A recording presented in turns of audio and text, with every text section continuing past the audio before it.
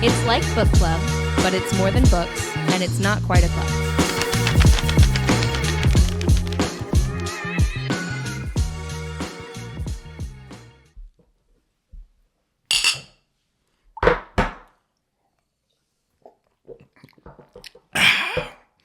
Oh, that's actually pretty good tequila. That was actually pretty good tequila. That wasn't bad. It smelled like it was going to be way worse.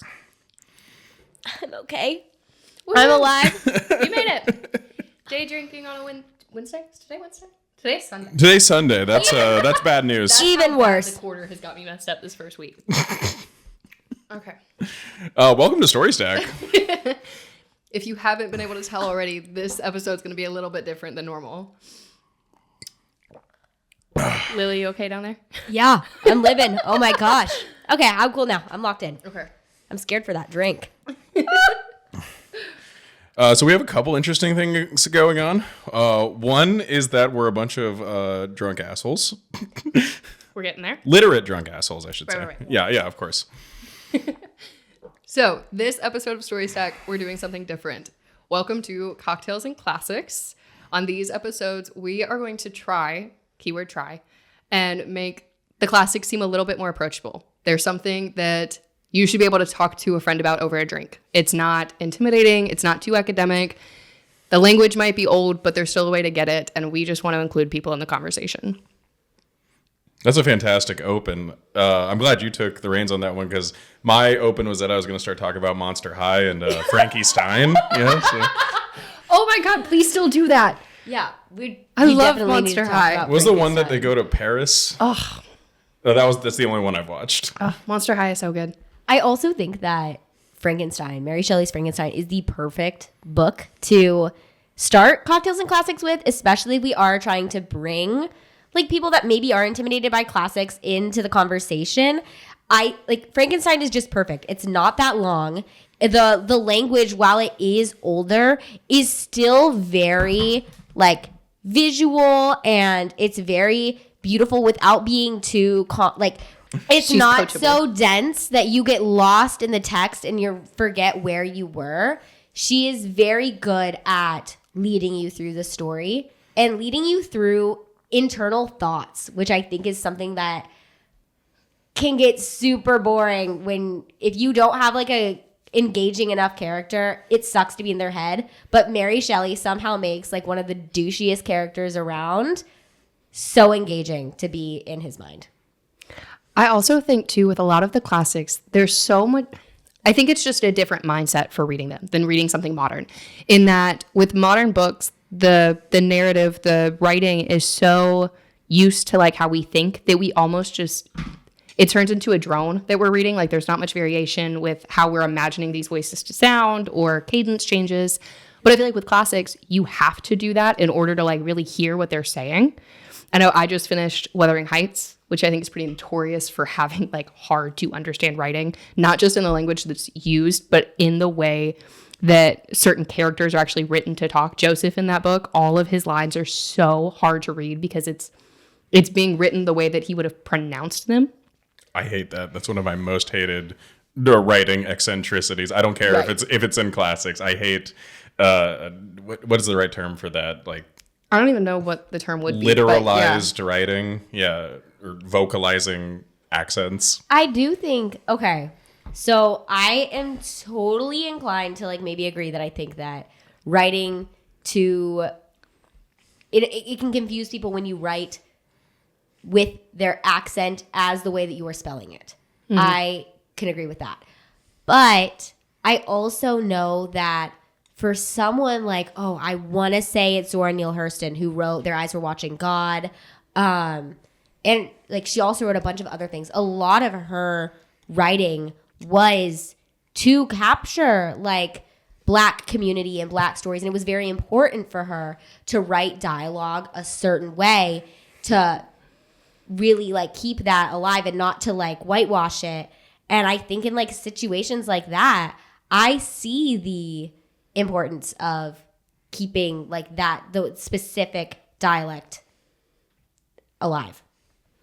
Yeah, for sure. I mean, I definitely think some authors have a purpose for doing it, whether it is something that's like more than just intentional, like how you're talking about with that one, versus like in Wuthering Heights, I think it was just a stylistic choice to establish more of his character. But with classics, I think they force you into a mindset where you have to actually try to picture somebody saying that. There were times where I had to like read lines out loud to be able to actually understand what was being said. And I think that I think is actually the first step to reading a classic, is understanding that you have to approach it a little bit differently than you would a book that was published this year. I think in that same vein, I'd argue something specifically with Frankenstein that is attributed to all classics is that I would say the majority of reason that a book becomes a classic is because it is an exercise in sympathy and empathy. It's like it's asking you to sympathize and empathize with somebody that you might have never considered doing that towards, like Victor Frankenstein, a complete asshole, for example.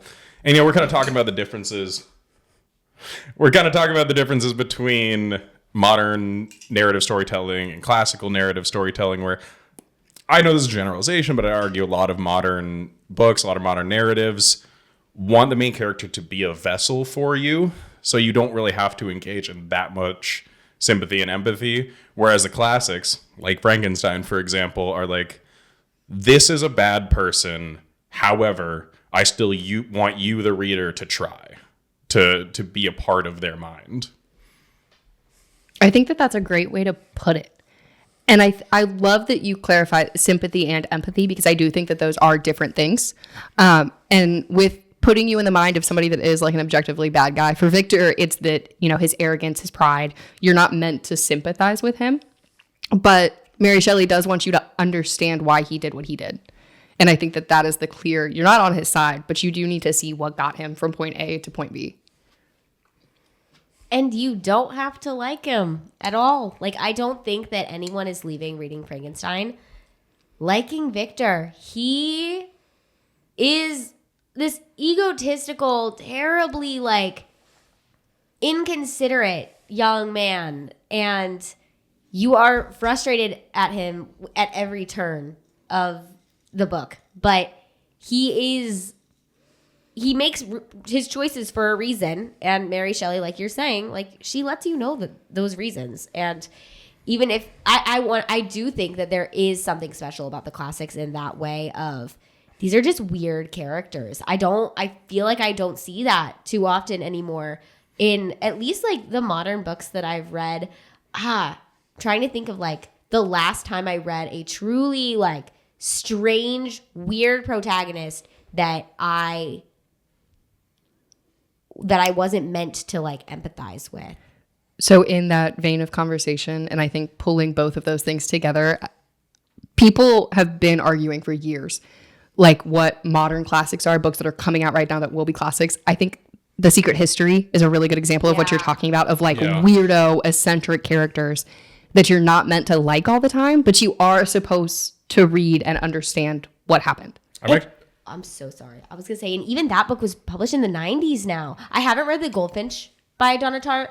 I really want to do that because I believe that won a Pulitzer Prize, right? So, like, I know that, like, I need to read that. But, yeah, you're so right. The Secret History is one of those, like, gonna be a classic. It is a modern classic right now. It is standing the test of time, decade after decade since it's come out. But even that is like 30 years old. And I want to say that modern the way that media has influenced the way that readers read, and what books get really popular it's all on how like marketable is it? How can you sell this to a wide audience? And maybe there are these weird books being written, but they're not selling as much because they're not getting the same advertising backing. They're not going viral the same way. You have no idea to realize what amazing books are out there unless you like maybe really dig deep into the trenches of your local library. And speaking about the lifestyles of eccentric weirdos, I think it's about time for us to get to the actual point of this podcast. But we're 12 minutes in. It's fine. Don't worry about it. Right. The actual point, of course, is to go through, do a bit of we described it as a drunk history, sort of. We're here drinking drinks. We're having fun. And we're going to go through the history or the narrative of Frankenstein. and find whatever weird tangents we get to along the way. Yeah. I think as the person who has most recently read Frankenstein being Lily, I can't imagine anybody better to start us off. I caught her as she was eating a grape. we have grapes on our drinks. They're prepared with them. And I caught her as she's eating a grape. So now I'm filling space. Oh, you wanted more space? Lily can't chew fast enough. It is a big grape. Okay, I'm back now. I'm back. Oh my goodness. Let me eat my grape. Y'all had eaten your grape already. And I was like, I really want a grape. Okay. Reading Frankenstein has made me really excited to read more classics. So, of course, I've read a few classics in my life. I'm still young. And so, like, there's plenty more that I need to read and would probably be embarrassed to say that I haven't read. But also, you can only read so much. And I feel like my brain hasn't really been able to comprehend classics until, like, the last 3 years. So I almost don't even want to count anything that I read in high school because I wasn't thinking critically when reading those. I know that 8th grade me did not understand To Kill a Mockingbird the way I was supposed to. No. I know that 8th grade me did. I'm going to stand on this hill. I got it at 14 years old. Not all of us can be you, Gabriel. I want to believe that 8th grade me didn't like The Hobbit because it was 8th grade me and not because The Hobbit actually is terrible. I need to give Tolkien another chance, y'all. And as a fantasy writer, I know that I need to, but the hatred that I have for that book, since 14-year-old me read it and absolutely despised reading an entire page about a hill, I'm just having a hard time. But Lily just lost half of our audience. They just clicked off the podcast. Stay here. I promise. We'll do a Lily reads the Lord of the Rings bit at some point, I'm sure, because I know I need to read them. And then y'all have to stick around, watch my journey developing as an actual fantasy reader. Because a truly unexpected journey. That's for my Hobbit heads out there. But back to Frankenstein. I've been trying to be more meaningful reading classics. Like I read 1984 in this last spring. I read Pride and Prejudice over the summer. I really wanted to read Dracula and Frankenstein over this fall, but I ended up only being able to read Frankenstein. But so grateful that I chose that one out of the two. I don't know. I'm sure Dracula's good too. I'll read it at some point. But Frankenstein was it was such a breath of fresh air. It wasn't hard to read. Even Pride and Prejudice, I felt like was a bit more for me to scrape through the language. And potentially it's because this is also written in first person that it automatically makes the reader feel immersed in the story. And then Mary Shelley writes so beautifully that you have no choice but to go along. And then each section seems very intentional that when you get through volume 1, you want to read volume 2, and then you are just so engaged in the variety of stories that she's telling through the book. I'm just endlessly fascinated by the way that she made a story, like how she even conceptualized a story like this.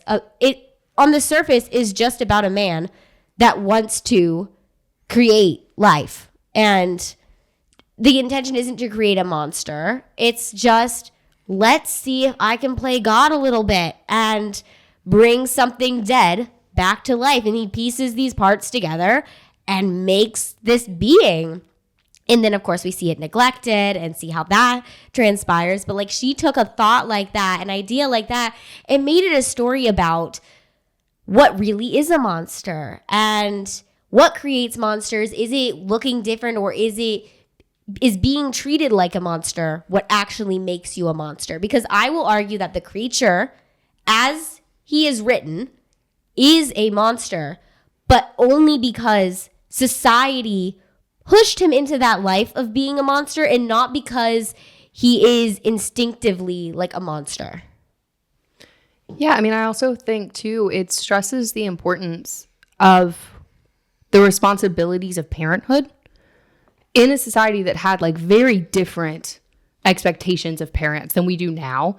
But the entire idea of like the creature had been rejected by his creator, and that was the catalyst for all of his monstrous acts. It was reinforced with all of his negative experiences with society, but that was the starting point for him. I also think there are such cool lessons on like checking your own ambition, hearing cautionary tales, because it's important to point out this is an epistolary. Is that a story inside of a story? Epistolary is a story is a letter, written right? via Stories letters. What yeah. is the term for a story inside of a story? Nestled narrative? Nestled narrative. Those 12th grade history or 12th grade English lessons are coming back. I understood To Kill a Mockingbird.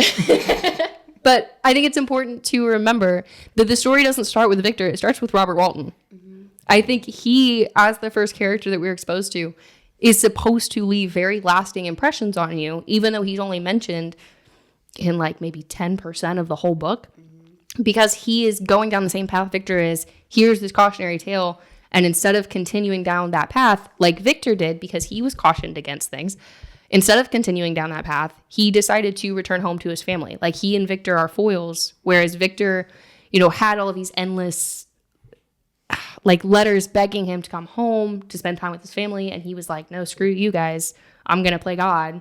Robert Walton pulled back. And I also think that with him being the first character we're introduced to, we are meant to remember him. I didn't realize that Frankenstein started that way. Like when we were reading from this captain's perspective that I wasn't familiar with at all, I remember being a bit disappointed for a second because I'm like, where is Victor Frankenstein? Where is this protagonist that I'm promised? And where is this creature that he wants to create? And being confused until we did meet this man and you're like, oh, wait, who are you bringing on board? Who is this? Wait a second. I see where we're going now. And the letters do get more interesting to his sister, right? That he's writing to. So I was disappointed at first, but by the time you get to the end of the book and you get back to that sort of on the ship with the captain, it all comes together so beautifully. I don't know. I think that it wouldn't have flown in today's publishing world to have like a prologue sort of like that where it's like, okay, what's the point? Like, get us to the main character, get us to the plot. Don't be wasting our time with this dude asking about how his sister is doing in whatever country she's in. Like, we want actual stuff happening. I think Mary Shelley, she knew what she was doing with that. I also think, too, we talked about this in the Frankenstein movie episode, but I think bringing it back now, the idea of all of the like religious elements of Frankenstein, because it is inherent and that like you can't talk about Frankenstein without talking about religion.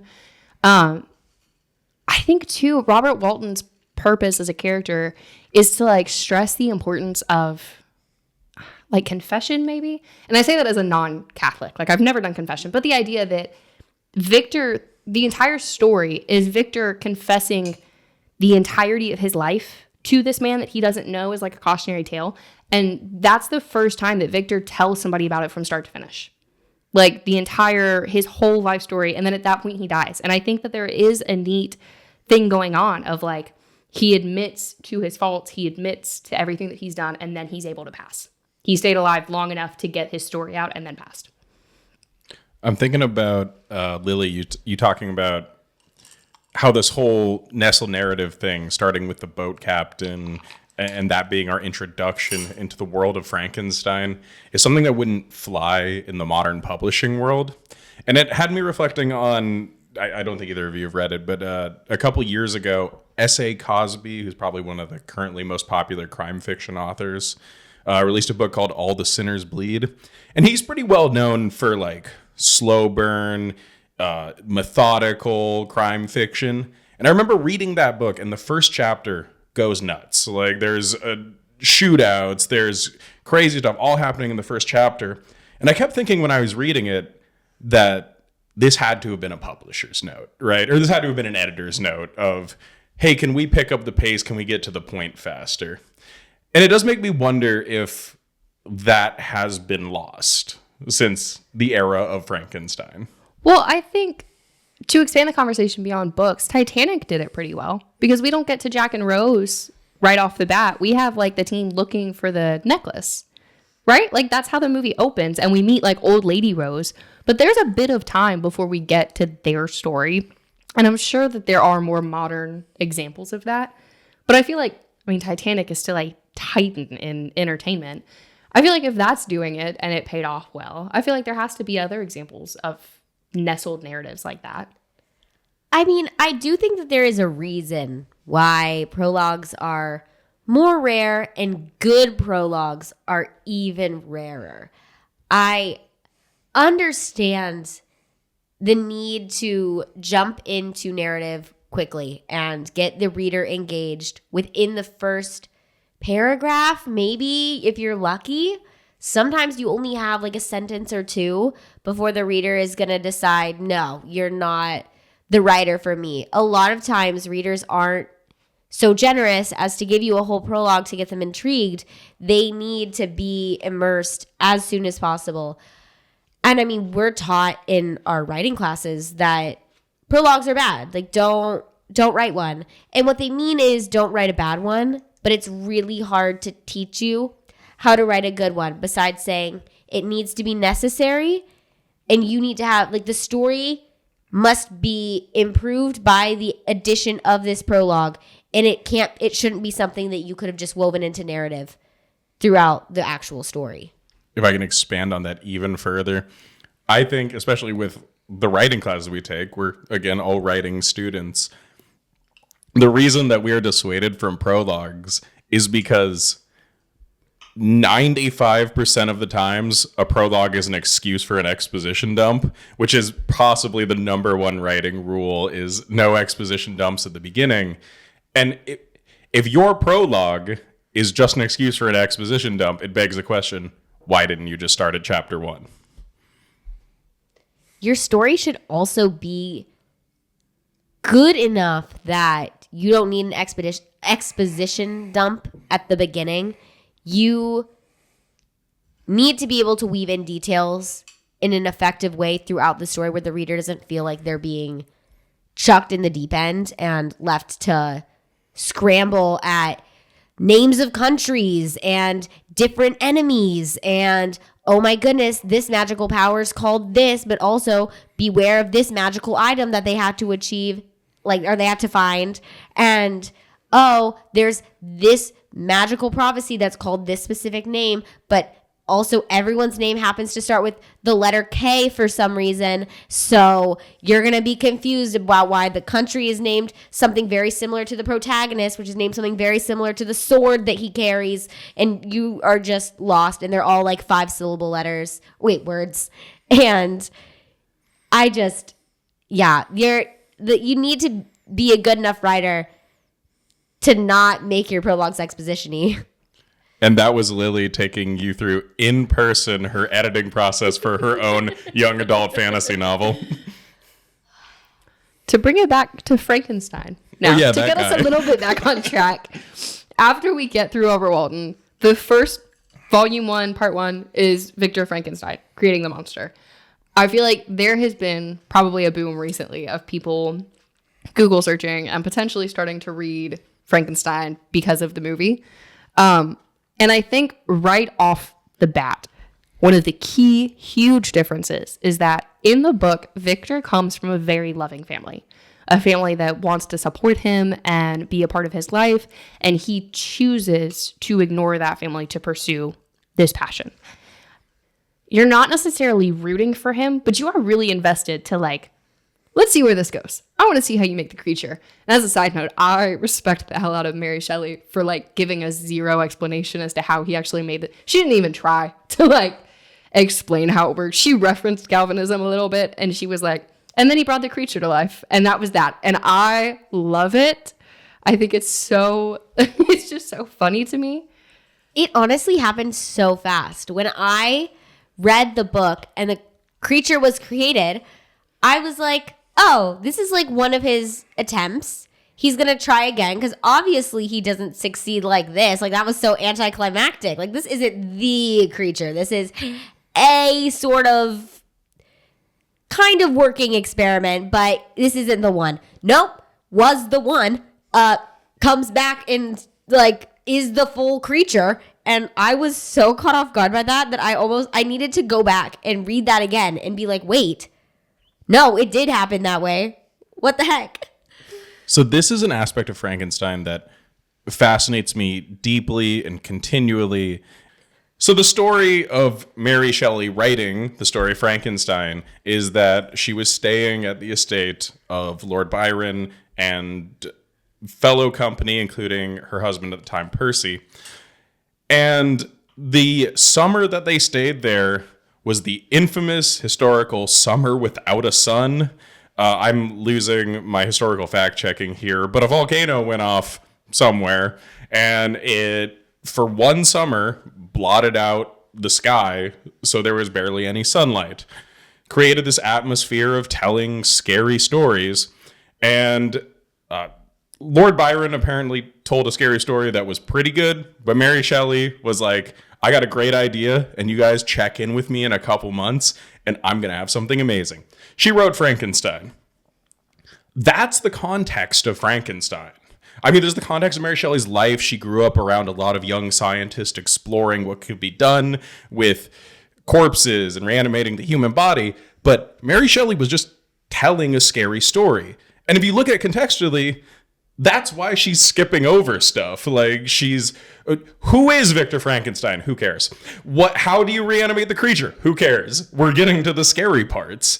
And it's one of those things that it's like, that's all this was to tell a scary story, and it became classic literature. Yes, but her scary story was rooted in her reality at the time. Like, men of this time, galvanism was taking off. People really were asking, like, well, what if we could? Like, what if we could reanimate a corpse with electricity? So yes, I completely agree with you. Like, she's telling a scary story, but I do think it's important to remember her scary story had a point. She was like, y'all need to stop playing with me right now. And this is why. And then put out this book. So once Victor, like, creates the creature, we get past that. He immediately is, like, so horrified at how the creature looks that he, like, chases him away, like, runs him out of his dorm. As a key reminder, Victor Frankenstein is a college student this time. He's, like, 19 in his college dorm. He's robbing graves, building this thing in the middle of the night. And I understand the changes that the movie made and why they made them, but I do feel like that's such a hysterical plot point. And, like, he was just some 19-year-old running on caffeine and a dream. You can imagine this guy, right, in your class. Like, you can imagine the guy sitting next to you that you look over at him and you're like, he's robbing graves. I can't prove it, but I know. There's something off with that one. Like, there's a vibe. But, okay. Anyways, he is in his dorm room. Like, he chases the monster away. He's so horrified at what it looks like. And as the reader, you're like, oh, there's the monster. We're obviously going to follow him.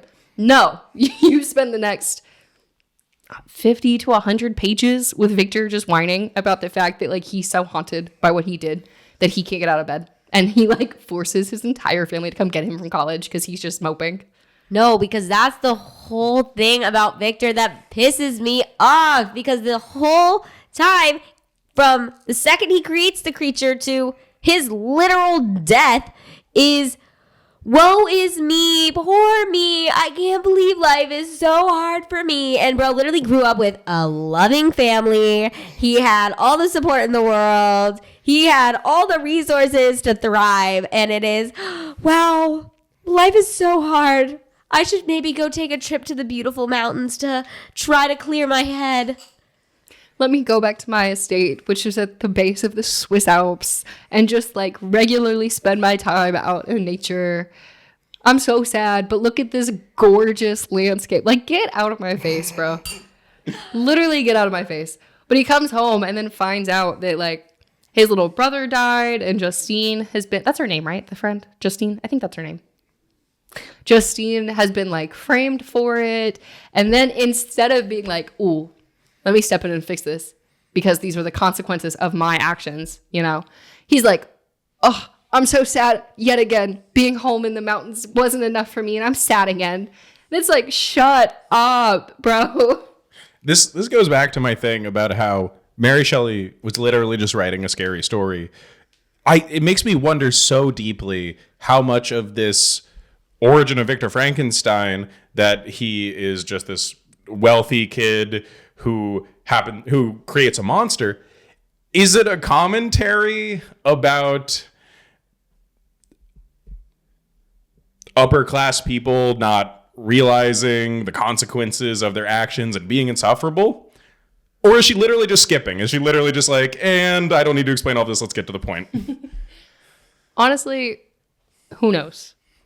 But eventually the whining comes to an end. We meet the creature face to face, and then we get the creature story, which I think is arguably the part of the story where a lot of people like start reading it for, like have been waiting for, and it's like, I love the creature. I know that he's a monster, but I loved him. I loved him before Jacob Elordi played him. Let's clear that up right now.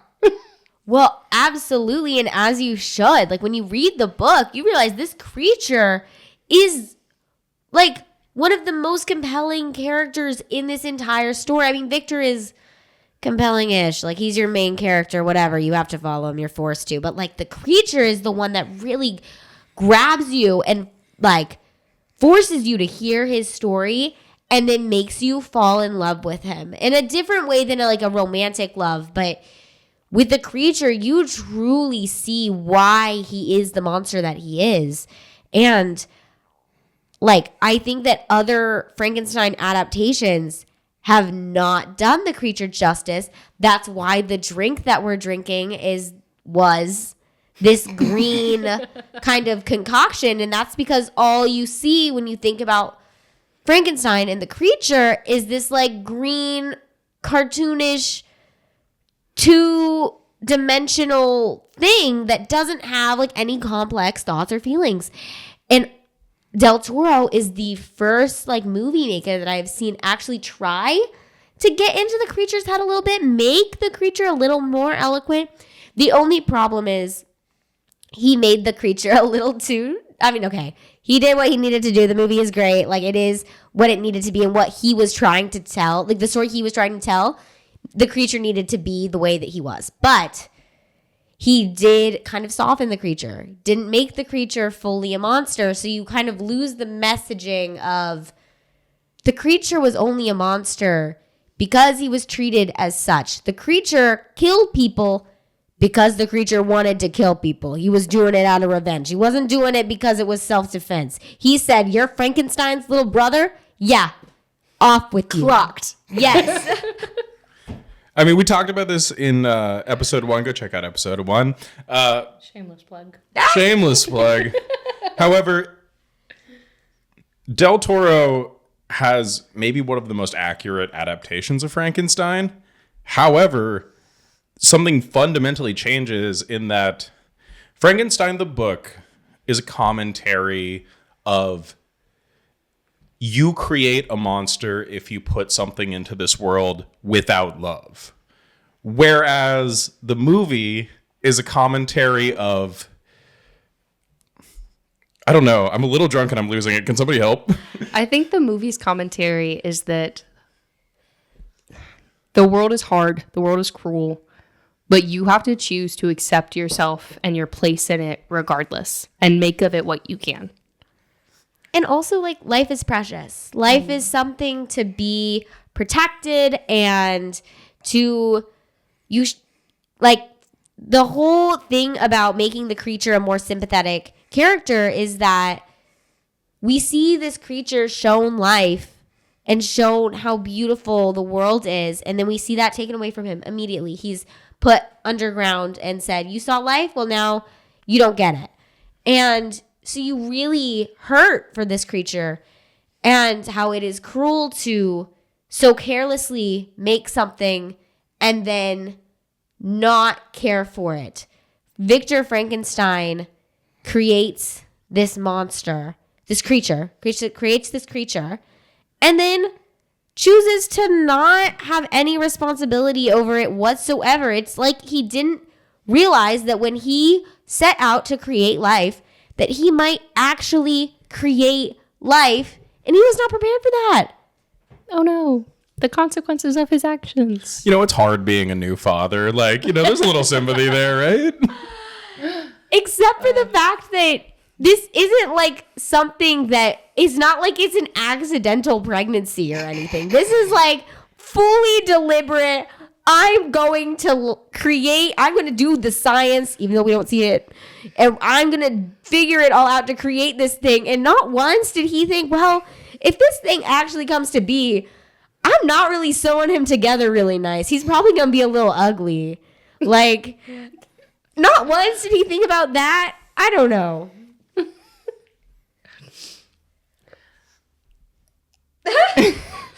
So, like, how does this book end or whatever? So, moving on in the plot, once we get through Victor's first story, we get to the creature. The creature has finally made contact with Victor for the first time after fleeing his dorm. I think in the book, it's been like a year-ish, somewhere around there. I think they have like a year separate. Because I know there's the passing of the seasons. Like Victor talked about being depressed in the winter and then the spring. Like there's the passage of time. I'm going to call it a year. Fact check me in the comments. But with the creature story, he basically had like run out of the dorm, had been living in the woods for a period of time. He tried to enter a village and they immediately chased him out. There's a whole scene where he learns about fire and not to touch it, and he's like overwhelmed. That's, I think, is actually one of my favorite parts of the creature's story, is his first few moments, like his description of his first few moments being alive and how overwhelming it is. And I think, I don't know, it's just such a cool thing to think about, like how he was like saying that he couldn't make out the shapes necessarily. Everything was so bright. I don't know. I think it's just such a cool perspective to think about, because I don't know that we're ever really given that perspective before Frankenstein, and really since Frankenstein. This idea of like what it would be like for an infant, like being first born into the world and experiencing it. I don't know. That's one of my favorite parts of the creature's monologue, just seeing that described that way. But we get through all of this. He tries to find a village. He's chased out of it. He's living in the woods. He eventually finds the DeLacy property, which in the movie, I don't think they ever actually named the family. But it's Old Man DeLacy and his children, and he's living in their shed for months. And I think, like, I guess one of the more heartbreaking things about the books is that he's only ever an observer of this family. He is helping them. He's going through the motions. He's providing them with the firewood, and I think helping them in their garden. Like he's helping them. He's trying to be their benefactor.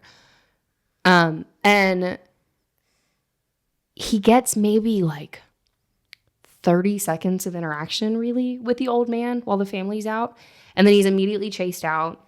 He takes solace in the woods for a bit. And then when he comes back, the family is like actively selling the property and leaving. And just, I mean, like what a gut punch. Like the one moment you think that he is going to get kindness, maybe, that we've been able to watch this family. In the book, the son is married to, the book describes her as an Arabian, but is married to somebody that is a foreigner to this land. They welcome her in. They teach her English. They're so kind to her. And I think for a moment we're meant to believe that there's hope for the creature to be treated the same way. And then it just doesn't happen. And it's just so heartbreaking. That sequence in the book compared to the movie was one of the parts of the most recent movie, Del Toro. It was one of the parts that I vastly preferred the book. Because in the book, when he's helping out that family, just the nature of how written narrative works, you got to kind of imagine in your mind like a forest spirit guiding and helping this family from afar. Whereas in the movie, we got to see him literally watching from the walls. And I get that that was implied in the book, but literally seeing it just made the whole sequence feel very goofy to me. I disagree. Interesting. What are you talking about? It's implied in the book, but we don't see it. Because he describes very vividly, like, looking through and seeing through the walls of their home to, like, learn. And in the movie, like, it does, they talk about, there's a scene of them talking about, well, we're going to need to get, like, firewood for the winter or whatever. And then it cuts to, like, he's watching them have this conversation, and then it cuts to the huge piles of kindling all in front of their front door. And they're like, oh, it's the spirit of the forest. It's the difference between having it written in words and kind of imagining it in like a fun, whimsical way versus literally seeing him standing on the other side of the wall looking in a peephole. That's fair.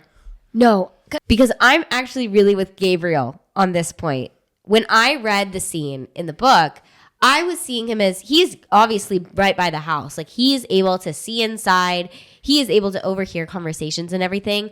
But to me, it wasn't like a joining wall peeking through a hole in the wall that is very.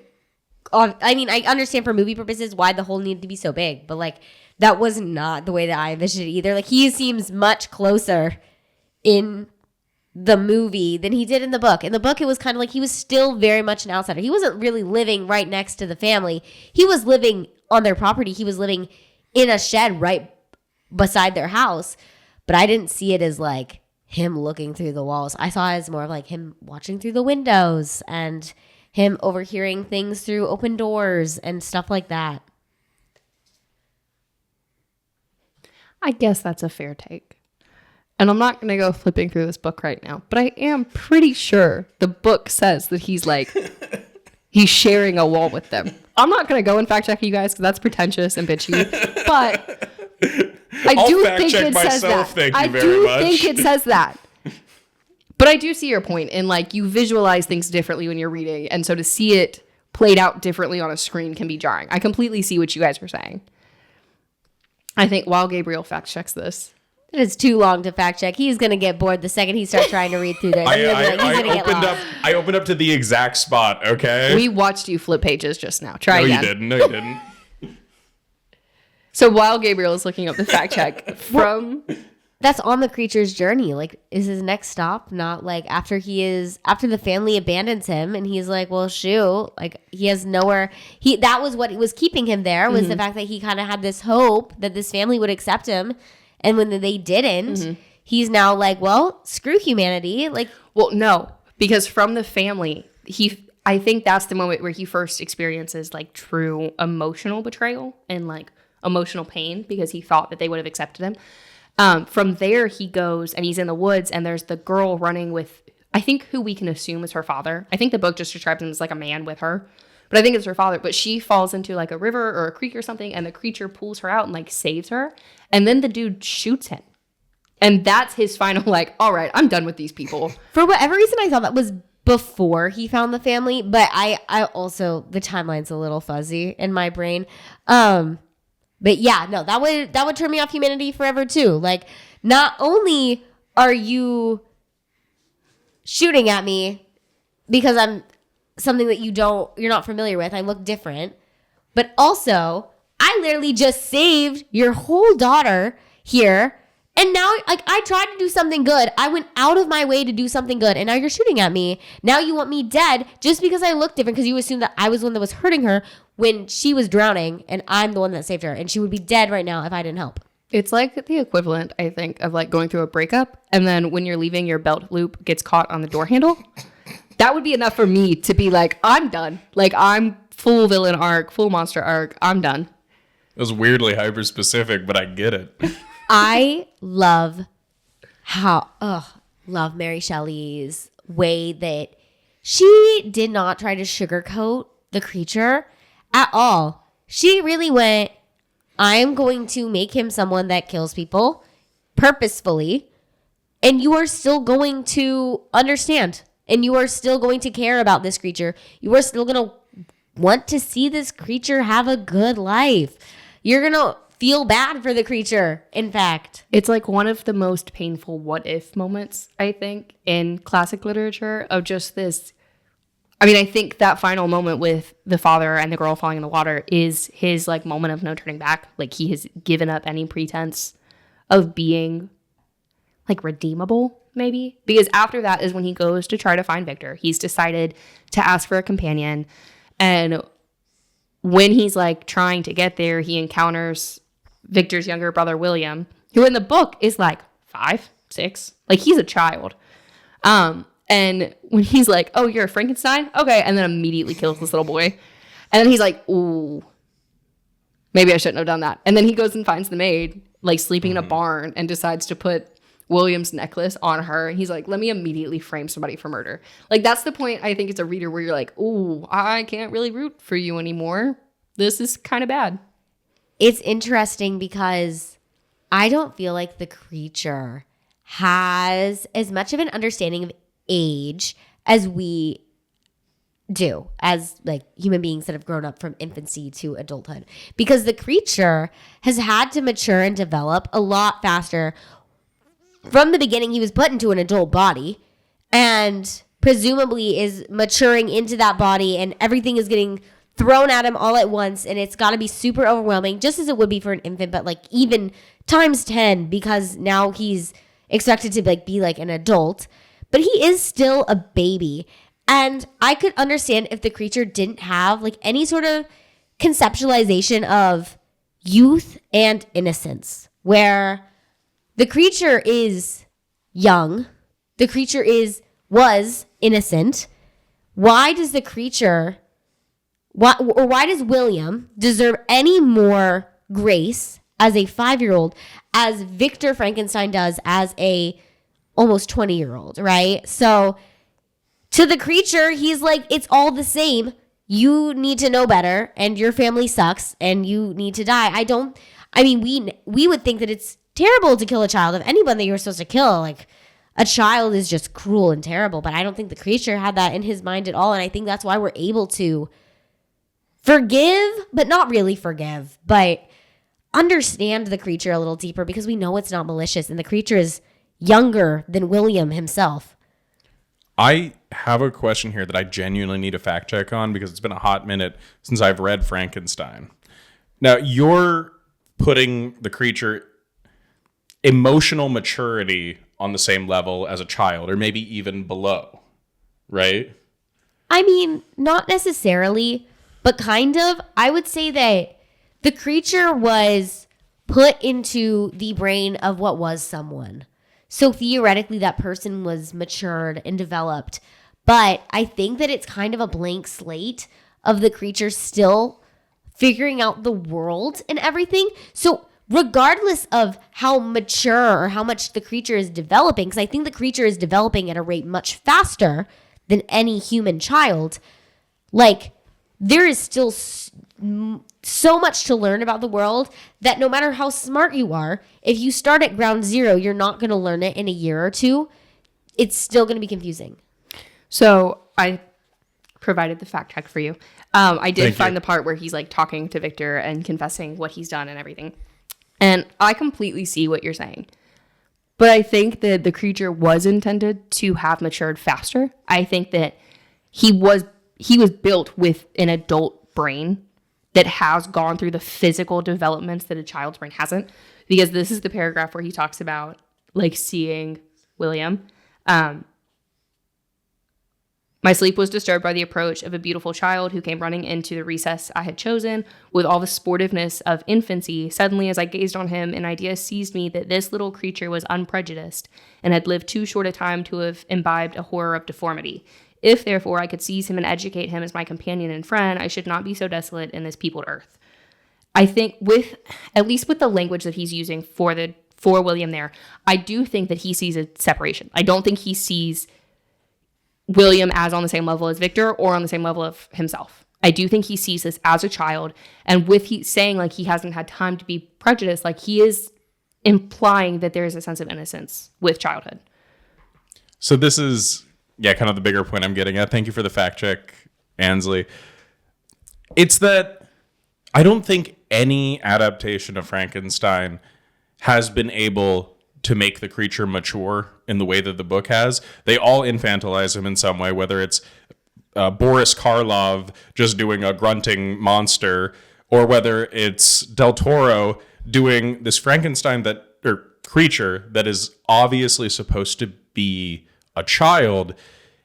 In the book, he's kind of a full adult human, and it makes the sympathy so much harder. Because you know that he knows better, and what he's doing is a conscious choice to lash out because he lives in a world without love. So from there, moving on from the creature, like finding William, killing him, framing Justine for it, and allowing Justine to be murdered or to be executed for William, we get to the point of the creature asking Victor for a companion and making his case that like, give me somebody to spend my life with. We will go away. I think he says South America. We won't ever bother you again. And Victor has this whole like emotional dilemma of, well, what if they start killing people together? And I think it's one of the few moments where we are supposed to not see Victor as just this like useless whining child anymore, because that is an incredibly valid point. I would be hard to admit that I wouldn't also be a little reluctant to do this, considering you just killed my brother and like my maid that has low-key been a part of my family for years. And I think that it's such an interesting plot line that the movie really didn't touch on at all. I mean, he asks for a companion, but it's an immediate rejection and then it moves on. In the book, Victor actually does go like away from his family. I think it might be Norway that he ends up in to do it. It's a different country, I know that. And he's like building this companion, and halfway through was like, "Ooh, I think I've changed my mind. I've had enough time to reflect, and this is not a good idea," and starts like tearing it apart. I want to say he was even more than halfway done. Like, I want to say he was almost finished creating this whole companion. And that made it even worse. And the book Victor literally is looking at the creature in the distance while he destroys this companion that the creature asked for. Victor, what were you thinking? I don't understand what he thought he was gaining from that. Like, I feel like if I were Victor, I would have destroyed the companion in secret and then kept trying to run off. Because tell me why he's like, I'm going to make sure you know I'm destroying it. Like, as if the creature hasn't already proven murderous tendencies, as if the creature wouldn't continue to do that. And at this point, I'm pretty sure he's already threatened Victor's family. He's like, if you don't do this, I'm going to kill Elizabeth. Like, I'm pretty sure that threat was already delivered. So for Victor to be like, screw you, and is destroying it in sight, like in a stare down with the creature, is crazy. This is another element where it's, again, the context of the writing of the novel. I genuinely feel like at this point, Mary Shelley was like, yada, yada, yada, let's get to the spooky stuff. And just to take a piece of classic literature and just put it in the context, it's a scary story. I mean, I know I've mentioned it multiple times now, but it still fascinates me. From there, we end up in like a mad race back to Victor's home. The creature, and I think this again goes to like his level of emotional maturity, he allows them to get married. He lets Victor think that he's safe, that he's made it, that he's fine, and then kills Elizabeth on their wedding night. And at that point, Victor then is like, all right, we're locked in for life. Like, let's go, and chases him down to the ends of the earth, and they end up in the Arctic with Robert Walton. One of the things that I found like fascinating, compelling with the book that did not land the same way in the movie was the end of both of them. In that Victor Frankenstein dies on the boat before the creature ever appears. The creature eventually shows up and kind of, I mean, obviously he doesn't have to introduce himself, but he makes a couple of statements about like, my life's mission is complete. Like, Victor's dead. I am truly alone now, and I want to go with him. And Robert Walton allows the creature to take Victor's body like out onto the ice and light both of them, like both of themselves on fire. And that's how the book ends. Like, it is a choice to die together. And I don't know, there's just such a twisted intimacy in it. And I think it's just this idea of like, you never stop being a parent. Even if your children are grown, you are always their parent. And I think for this story to be about unchecked ambition, but also largely about what happens, the consequences of being a neglectful parent that withholds love, is that you and your child end up having a severely dysfunctional relationship. And it's like you can't get closure without knowing the other one's gone. That's how it felt to me anyway. Like there is always a question of what if things were different? What if I could forgive? What if I could change? And you're never going to have closure until you're both done. That's also one of my favorite parts of the book. And I mean, just to reiterate what you're saying, I think it's a part of the book that so beautifully lands because it's so true to real life. It, for example, in the Del Toro movie, the monster meets up with Victor while he's still alive, and they have this final moment where Victor apologizes and so on and so forth. But that's just not how real life works. You know, if you have an abusive parent, it's just never going to happen. And the idea that that closure never happens and the creature still has to wrestle with it to the final moment, like, that shit's powerful. I think that if someone were to ask me what classic I would recommend starting with, if they've never read a classic before, out of the classics that I have read, I would 100% tell them Frankenstein. Not to say we're not going to talk about other amazing classics, and things like 1984 are important to read. Things like Pride and Prejudice are important to read, and they all do different things for modern literature. Like, it's important to read the foundation of what we have so you can understand, I don't know, where your favorite romance tropes come from and what makes them effective. And it's not just like a list of things it's not a list of checks that you need to hit. It is like the greater aspect of storytelling and how like these masters set a precedent for all the genres that we have today. But Frankenstein being what it is, being a standalone, being so short, being so easily digestible, and being so rich with themes and character complexity, I think is the classic to read for anyone trying to get into classics. I think I would mostly second that. I think it's the best of the full-length books to start reading. But I do think there are some classics that are shorter that still get you into that mindset. So like Dorian Gray, I think, with that one being shorter, even like The Yellow Wallpaper, like a short story or like a collection of short story classics to get into. But I definitely think as far as the full-length books go, Frankenstein is the place to start. Either Frankenstein or Dracula. I'm a big Dracula fan. I think if I was to weigh in on that, I love Dracula as well. I would still choose Frankenstein over Dracula simply because for a modern reader in a epistolary novel, like a full epistolary novel like Dracula is, it's a little too weird to wrap your head around. And I can see a lot of people like checking out a couple chapters in because of it. I think I would respectfully disagree. I was talking with Lily when we were prepping for this. I've started reading The Future Saints. It was one of the book of the months, but that it has those same sections. So it's chapters of narrative and then chapters of like past newspaper clippings. And then some chapters are like a TikTok post. Like it explains what's in the post and then it's a comment thread. I think epistolary, maybe not in letter form, but in the structure of like you're jumping around timelines, you're jumping around narrators. I think it's still well and alive in modern media. I just have one more question for y'all. How was the drink? It was so good. It was really good. Honestly, I was surprised too. I can't taste a lot because I'm recovering from sickness, but I was like, wait a second, this isn't repulsive. As a quick clarification for our listeners, the drinks are coming from, Lily got a book called Tequila Mockingbird. So it's cocktails based on classics. That's where all of our drinks are going to be coming from. This one was Frankenstein, and it was tequila, apple juice, Melon liqueur, and honey. Club soda topped off, which if you watch the video, I might have not put the club soda in until off camera. Oopsie. But it was so, I was like, wait a second. I don't even taste the alcohol really, but I can feel it. We're turning up the booze for the next one. I'm not litty enough and I need to get lit. Oh my God. Okay, y'all. I think we did it. I think that was it. We will see you next time on Story Stack. Story Stack, the best podcast in Savannah, Georgia. Challenge me on it. Woo!